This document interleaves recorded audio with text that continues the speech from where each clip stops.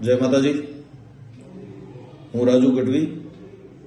એક વિડીયો હમણે ખૂબ ચર્ચામાં આવ્યો છે। ગિરીશ આપાને સાંભળ્યા, વિજયદાનજી કચ્છમાં એમને પણ સાંભળ્યા અને બીજા પણ ઘણા કલાકારોને સાંભળ્યા। જે માણસ એક જાહેર સભામાં ચારણો વિશે જે ઝેર ઓકે છે, દેવાયત બોદલની વાતો કરી, ચારણો તો 2 રૂપિયા દઈને તગડી મેળવાની આવા જે બફાટ કરે છે,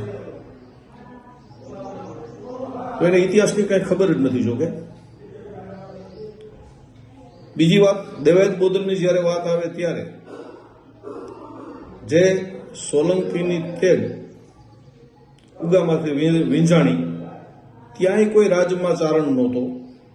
દેવાયત બોદલને ઉગો દઈ દો તમે, એવું કોઈ કહેવાવાળો ચારણ નહોતો।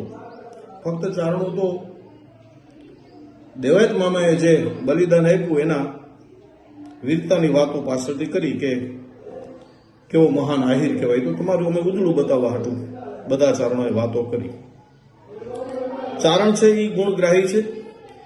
18 વર્ણમાં કોઈ પણ દાતાર થઈ ગયો હોય, કોઈ સુરવીર થઈ ગયો હોય કે કોઈ સમાજમાં માટે સારું કામ કર્યું હોય, એને ચારણોએ બિરદાવ્યા છે।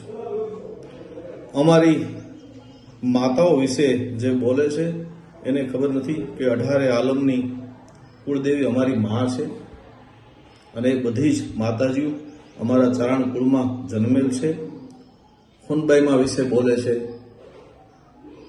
એ માણસ બિલકુલ અબૂધ છે। પણ એક વાતનું ખૂબ દુઃખ થાય, ભગત બાપુ બોલ્યા છે એ વાત કે આ દુનિયામાં જેટલું તોફાની માણસે બોલીને બગાડ્યું છે એ કરતા ડાયા માણસોએ મૂંગા રહી અને આ સમાજમાં ઘણું બધું બગાડ્યું છે। એટલે ખાસ કરી અને આયરના વડીલોને, ડાયા માણસોને મારે કહેવું છે કે માણસને ખરેખર તમારે બધાને કહેવું જોઈએ કે તને કાંઈ ઇતિહાસની ખબર નથી તો તું દોઢો થઈ અને આવું બધું સ્ટેજમાંથી બોલમાં, અને જ્યારે બોલતો હતો ત્યારે એને રોકવો જોઈએ।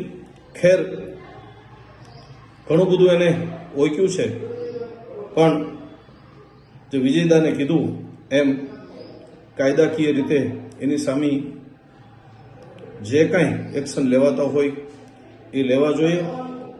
અને આ જરા પણ આખા સમાજને ગમ્યું નથી અને સમાજ એને માટે બહુ આહિર સમાજના અમે ભરપેર વખાણ કર્યા છે, કારણ કે આહિરો સાથેનો અમારો આદિથી નાતો છે એ બધાને ખબર છે। હવે તો બધા વિડીયોમાં પણ બધા બોલ્યા છે કે અમે